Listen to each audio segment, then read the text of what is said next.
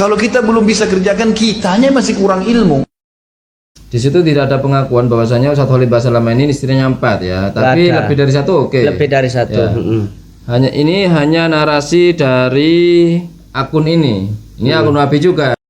Assalamualaikum warahmatullahi wabarakatuh. Halo teman-teman, ketemu lagi dengan dua Bang Deso ya di channel Mr. Coach. Yuk mari kita ngobrol di channel ini.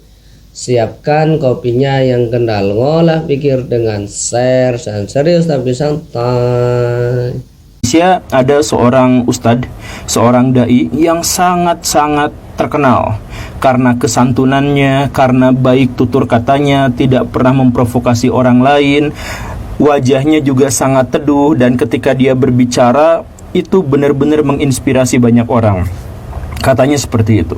Dan beliau adalah orang yang sangat-sangat populer. Saya yakin Baraya juga mengenalnya karena datang keluar masuk ke berbagai podcast. Kemudian pengajiannya selalu penuh sesak, baik itu di online maupun di offline dan sebagainya. Dia dianggap sebagai representasi dari ulama sunnah.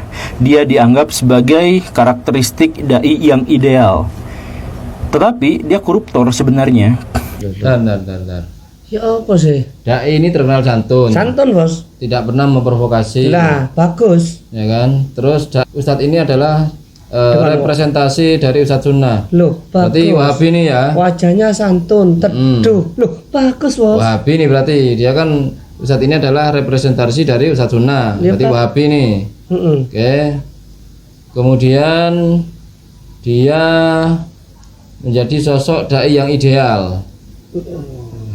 Dia keluar masuk podcast nih. Oh, banyak undangan. Ya, banyak undangan podcast. Ini berarti ciri-cirinya kayak gini teman-teman ya. Tapi dia koruptor. Loh kok bisa sih bos? Oke. Kok bisa? Jadi ciri-cirinya semuanya bagus toh bos? Cirinya teduh, cara omongannya tidak provokatif. Berarti Ya, dia bukan, setahu saya tidak ada Ustadz Wahabi Salafi ini yang terjun ke dunia politik teman-teman ya. Tapi dia koruptor. Koruptor, apa koruptor dalil? Apa koruptor dalil? Apa korupsi dalil? Apa dia korupsi waktu? Atau dia itu korupsi tentang pengajian berbayar? Loh. Kita nggak tahu. Ulama sunnah, dia dianggap sebagai karakteristik dai yang ideal. Tetapi dia koruptor sebenarnya. Jadi dia itu suka nilep uang jamaah yang Loh, nilip uangnya bos, bukan korupsi dalil. Ternyata dia korupsinya kepada uang jamaah ya. Dia suka ngembat, suka nilep ya, suka menggelapkan uang jamaah. Oke, kok bisa? Kok bisa? Kita cek. harusnya dialokasikan untuk masyarakat, untuk umat, untuk pembangunan begini dan begitu, malah dia gunakan diantaranya adalah untuk ngasih ke istri keempatnya. Berarti dia korupsi, nilep atau ngembat uang jamaah yang seharusnya untuk bangunan, untuk apa segala macam, untuk kepentingan umat, kepentingan masyarakat, malah salah satunya dia gunakan untuk dikasih kepada istri yang keempat. Oke, kita cek langsung, kita lanjut.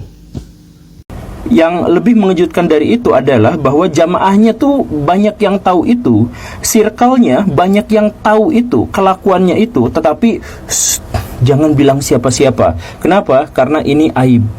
Akhirnya apa? Ya, kejahatan itu tetap berlangsung dan tidak ada hukuman, tidak ada apapun karena ini dianggap sebagai aib.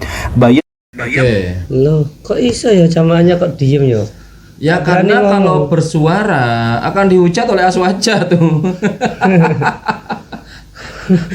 Kan gitu, makan rame aswaja nanti ngomong reaksi. Jangan bilang ya. Jangan bilang, meskipun ustadz seperti ini, jangan bilang itu aib. Cukup intern aja. Jangan sampai keluar isu ini kan itu. Apalagi nanti ketahuan Pak Riyad Bajri, bahaya. Hancur makin itu orang kan kalau nyanyi bahaya itu. Kena semuanya. Kena semua, nih kebongkar semua, rame lagi, wapil makin sepi nanti kan itu. Ini sudah makin menanjak, mulai rame, ada kayak ginian kan itu. Oke. Padahal ustadz kondang ini. Oke, kita cek siapa sih ustadznya ya. Kan dosa sosial yang dosanya itu melibatkan banyak orang justru malah diabaikan, dibiarkan gara-gara judulnya adalah aib. Ya tentu saja dia tidak merepresentasikan seluruh ulama dan seluruh dai di Indonesia, tidak. Dan kita juga menganggap bahwa dia itu tidak menunjukkan bahwa karakteristik Islam memang seperti itu juga tentu saja tidak seperti itu. Tetapi bahwa ada orang-orang yang secara sengaja menyembunyikan perbuatan kotornya dan kemudian menganggapnya itu adalah sesuatu yang harus ditutupi, nah ini masalah. Guru Gembul tidak menyebutkan namanya teman-teman ya. Ya sama aja Guru Gembul, Anda juga begini kalau gitu. Iya. Harusnya Anda tuh lebih transparan, ngomong aja itu loh Bos ya. Aib katanya Bos, judulnya aib tadi Bos. Iya dia Ikut-ikut kan, judul dia aib. yang menuduh orang menyembunyikan hal semacam itu takutnya aib. Malah dia sendiri ikut menyembunyikan. Orang kan jadi Penasaran, bertanya-tanya tuh Bos. siapa ini kan gitu. Iya, penasaran lah. Oke, kita cek ya karakternya tuh. Dia representasi Ustadz Sunnah, berarti Wahabi nih, Salafi. Kemudian dia sering keluar masuk podcast. Betul. Dia sangat terkenal. Terkenal santun. Santun lah ya, nggak pernah provokasi. Lalu istrinya 4. Nah ini karakternya teman-teman. Tugas kita mencari ini nih. Siapa ini? Oke, Ustadz Wahabi yang sering ke podcast siapa saja tuh? Kira-kira Pak Zainal Abidin. Sering Sering ke podcast. Dia juga terkenal. Ya. Dia juga ambasador dari poligami. Oh iya, Ya. Betul. Kemudian Pak Khalid Basalamah Juga sering podcast. sering masuk keluar podcast. Iya, sering kan Pak Khalid Basalamah. Pak Syafiq juga Bos. Enggak, lebih sering Pak Khalid kayaknya nih. Ini lebih sering ke Pak Khalid Basalamah. Keluar masuk podcast itu yang lebih sering, lebih nongol itu adalah Pak Khalid Basalamah. Dan populer, sangat terkenal. Yang paling terkenal di antara Pak Syafiq, Pak Pak Zainal Zainal Abidin, Pak Khalid. Pak Khalid Basalamah, dan Ustadz Wahabi yang lain yang menjadi ambasadornya poligami itu yang paling terkenal kayaknya Pak Khalid lah, ikonnya, dan sering keluar masuk podcast mana saja yang nggak pernah ditangin. Dr. Richard Lee, Densu, Deddy Kobuser, Iya. podcast besar itu ngundang dia. Tapi saya nggak menuduh loh ya, ini analisanya. Oke, yang paling terkenal sudah fix Pak Khalid, ya. Kemudian yang paling sering keluar masuk podcast Pak Khalid. Iya. Sekarang kita cari nih istri yang 4. Loh, Pak Khalid 1 Bos. Istrinya 4, kita cek. Yang pasti yang sering ngomong poligami itu Pak Zainal Abidin. Pak Zainal Abidin, betul. Pak Khalid, kita cek teman-teman. Apakah Pak Khalid ini istrinya 1 atau lebih gitu ya? Oke, kita cari Ustadz Sunnah yang istrinya 4, oke? Kita cek. Daftar Ustadz yang poligami. Puji Ustadz Al-Habsyi, bukan Wahabi ini. Bukan Wahabi.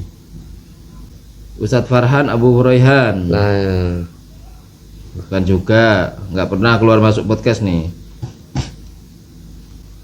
Oh ini Oki Mahendrata di Instagram teman-teman. Masya Allah, Ustadz Khalid berpoligami memiliki 4 istri. Loh, ini coba cek. iya ta Bos. Cek. Saya ikhwan berpoligami, saya pribadi. Dan kalau istri saya dari Makassar datang ke Jakarta, saya suruh istri saya di Jakarta jemput. Fadl, jemput kakak kamu di bandara. Dijemput sama dia. Saya kasih duit, silakan belanja sama-sama. Bahkan saya ajak, kalau saya ke Makassar, saya ajak istri saya untuk datang. Dan alhamdulillah, saya tempat dalam satu rumah di Makassar sama-sama dan berjalan kehidupan. Saya keluar sama-sama satu mobil. Saya praktisi dan saya temukan tidak ada masalah itu. Kok bisa ada dai-dai yang bicara tidak mungkin. Subhanallah. Orang-orang ini bagaimana? Bukan praktisi terus ngomong gitu. Yang saya ingin diberatkan di sini ikhwah-ikhwat sekalian adalah jangan benci hukumnya Allah, nggak boleh. Kalau kita belum bisa kerjakan, kitanya masih kurang ilmu. Di situ tidak ada pengakuan bahwasanya Ustadz Khalid Basalamah ini istrinya 4 ya, tapi lebih dari 1 oke. Lebih dari 1. Ya. Hanya narasi dari akun ini. Ini akun Wahabi juga penggemarnya kan ya.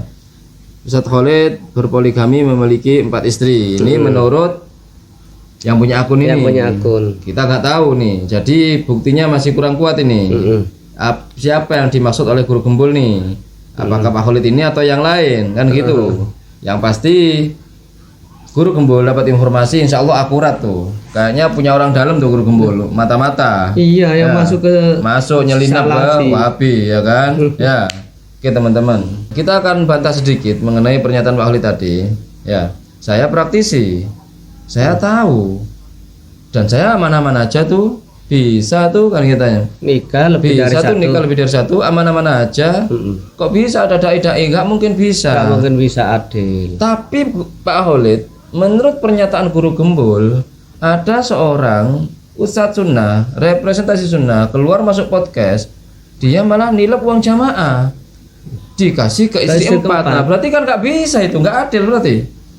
Ya, istri yang keempat malah dikasih uang dari Dari jamaah, uang yang seharusnya untuk umat, untuk pembangunan, untuk segala macam, malah dikasih ke istri yang keempat. Ya berarti ini terbukti sudah nggak bisa emang poligami itu.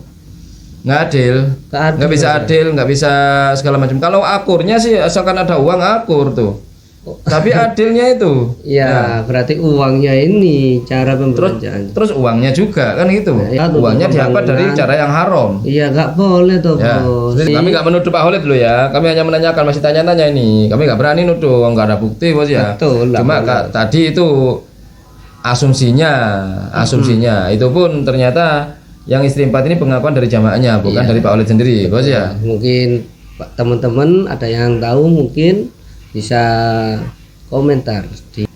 Oke, mungkin itu saja obrolan hari ini.